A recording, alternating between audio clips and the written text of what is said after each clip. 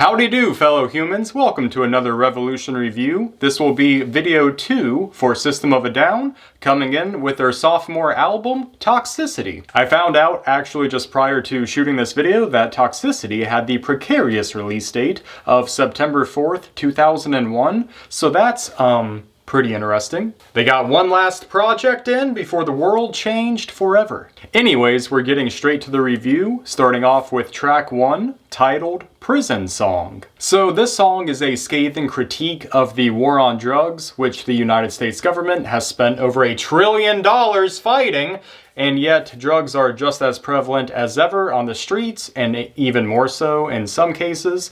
Looking at you, fentanyl. Looking at you. How'd all this fentanyl getting in all my shit now? However, since this album's release, we have made significant improvements in terms of cannabis becoming legal in multiple states, as well as research into psychedelics, which, as it turns out, can be a viable method for treating PTSD along with other mental illnesses. So that's all well and good. But still, for me at least, this is not a political left or right issue. Both parties have used the war on drugs to smear minorities, along with, as the song goes, building prisons and enforcing mandatory minimum sentences for non-violent crimes, all while the United States government has been peddling drugs into the country this entire time. Who would have thought? This is all alleged, of course. This will all come up later on in the lyric review, but in the meanwhile, shout out to Gary Webb for his reporting on that topic. Anyways, back to the lyrics. So throughout the song, Serge repeats the line, they're trying to build a prison.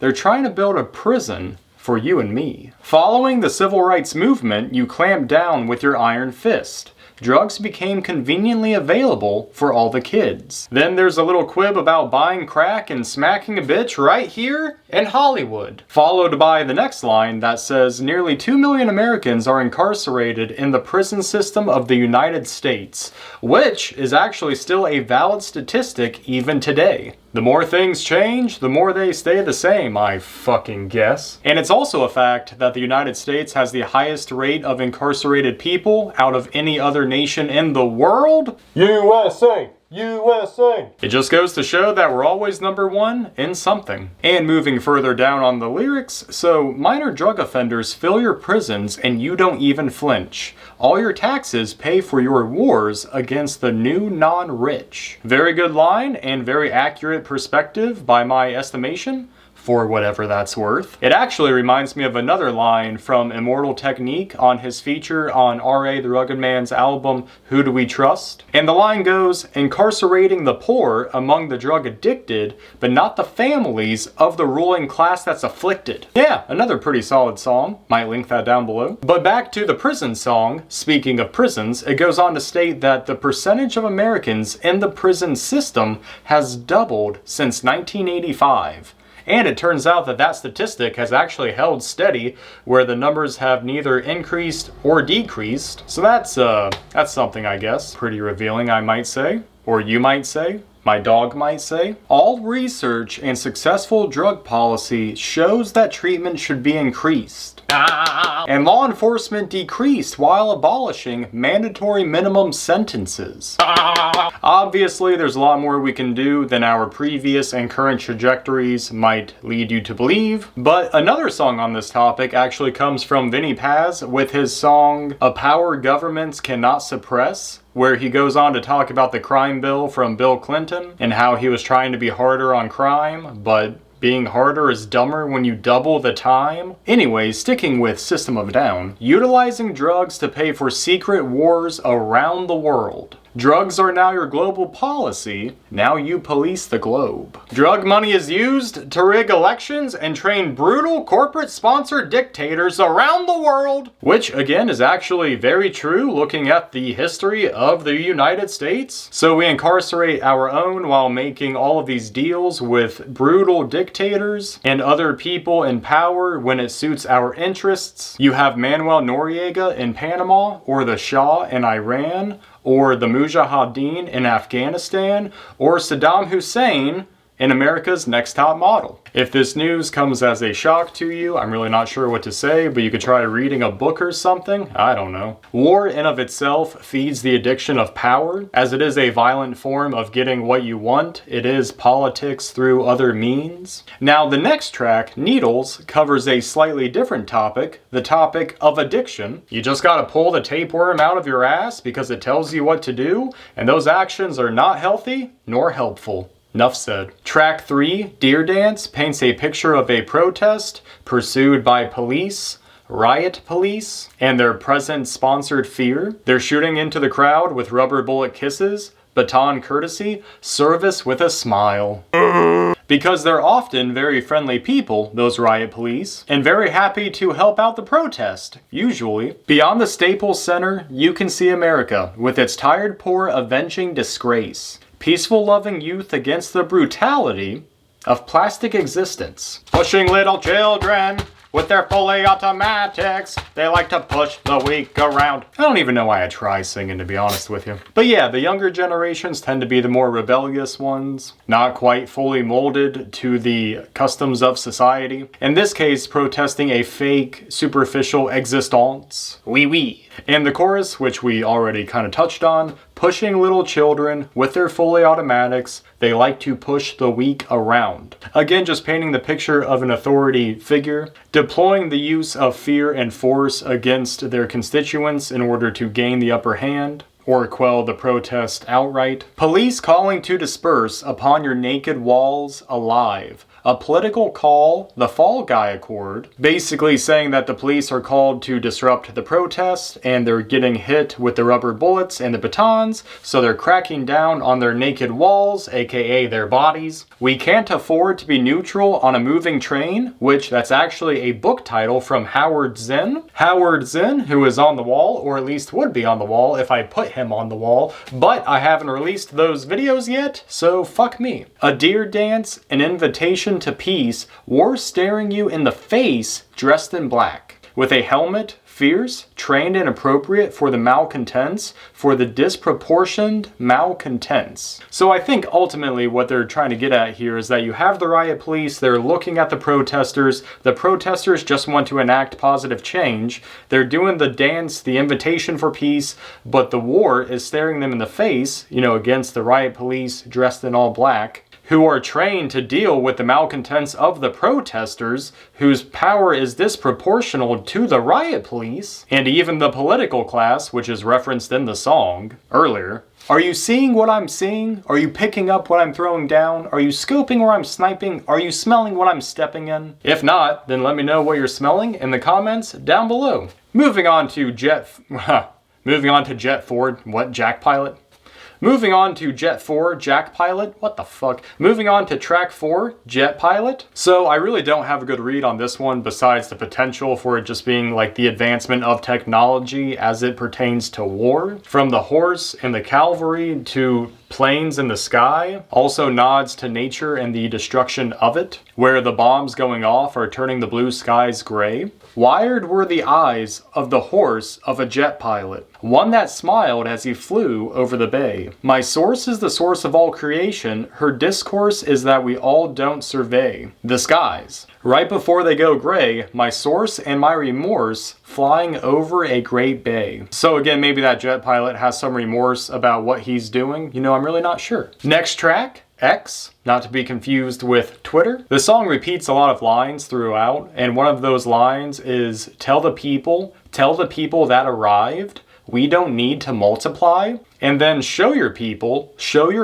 how we died. I believe this is in reference to immigration, where we are often not shown the horrendous accounts and results of those who do not make it. Until, of course, a child washes up on a beach and then it makes the news and then it's a tragedy, despite it always being a tragedy, no matter how small. We don't need to nullify their existence or their death. Ask your people what is right. We don't need to multiply. Ask the governed what they think instead of asking those in power. So up next is actually one of their more famous songs, Chop Suey, which I'm actually going to skip, but let me know what you think of the song anyways. Again, Again, it just does not pertain to the channel thesis or the stuff that we cover on the channel, but that's okay. So skipping a little further down, we arrive at Forest. This song, in theory, is written from the perspective of Mother Nature. So you have this forest kind of talking to humanity, who is claiming you as a child, claiming you as her mind, basically saying that nature and humans are all one, it's all interconnected, we're all the same thing. But unfortunately, humans, despite being the pinnacle of existence, we are slowly killing ourselves and our environment. Speak with me, my only mind. Walk with me until the time, and make the forest turn to wine. There's my furnace again. And then later on, walk with me until the end, and make the forest turn to sand. And then the chorus, again from the perspective of the forest. Why can't you see that you are my child? Why don't you know that you are my mind? Tell everyone in the world that I'm you. Take the promise to the end of you. We are nature, need I say more? Next track we have Science. This one's all about the shortcomings of science and how it pertains to human flourishing and Earth sustainability. Making two possibilities a reality, predicting the future of things we all know, fighting off the diseased programming of centuries. That last line I think is pretty interesting because of course you have racism, bigotry, prejudice, and it's all just ingrained in our subconscious programming. But in general, all of the baggage that we carry from all of those previous centuries, it just makes it that much harder to look beyond all of that baggage and realize our true potential, you know, what humanity could be at its finest. Basically, we just need to get our head in the game and update our mental code. Science fails to recognize the single most potent element of human existence. Letting the reins go to the unfolding is faith. Science has failed our world. Science has failed our Mother Earth. Moving away from religion in favor of science, the spirit moves through all things. Yeah, I don't know. I thought it was pretty interesting. Again, definitely let me know what you guys think of this song and what your interpretation is. It's not just about my opinion. I mean, I could be completely wrong about half this shit. So the next track, Shimmy, it talks a bit about the American dream, the education system, and fornication. Education, fornication, education, subjugation. But don't be late for school again now, boy. It talks about wanting the good life with a wife and kids, indoctrination of a nation, subjugation of damnation. But don't be late for school now, boys and girls. And the next track is the title track of the album. We have Toxicity. So again, this one, despite what I initially thought, actually, the more I dived into it, this one also doesn't really pertain to the channel thesis. It's actually more about ADD, or attention deficit disorder, which does make a bit more sense when you look into the lyrics. Eating seeds is a pastime activity, aka taking pills. The toxicity of our city. I mean, that line right there could mean like a multitude of things. It could be the literal toxicity, like the pollution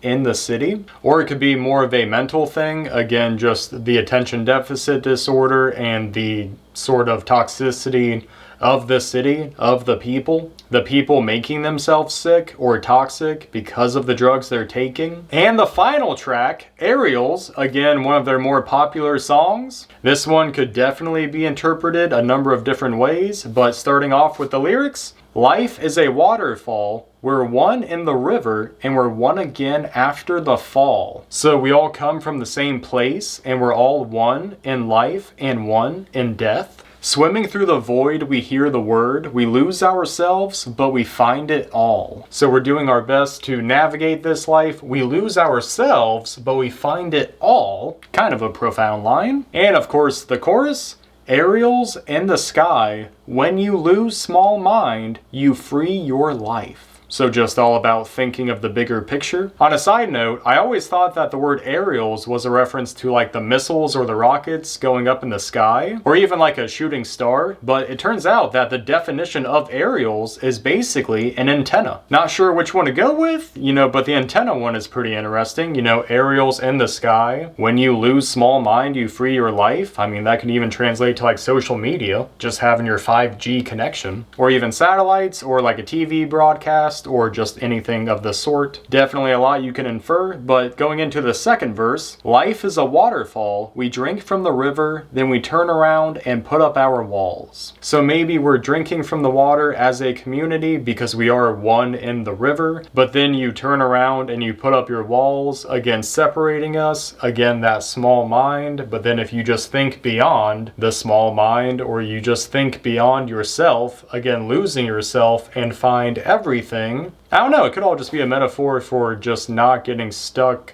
in like primal thought or something. And then of course we have the final line, Ariels, so up high, when you free your eyes, eternal prize. Again, still kind of connected to the theme we were just discussing. But yeah, guys, that actually concludes the review for System of a Down, Toxicity. What did you think of this review? Do you have any other opinions on these songs? Was there anything I missed? Was there anything you want to highlight? Anything else you want to talk about? Is there an album on the wall you want to see me review next? Do you want to talk about potatoes? I mean, the possibilities are endless down in the comments section. And as always, if you like the vibe, definitely like and subscribe. And until then, guys, we will see you on the next video.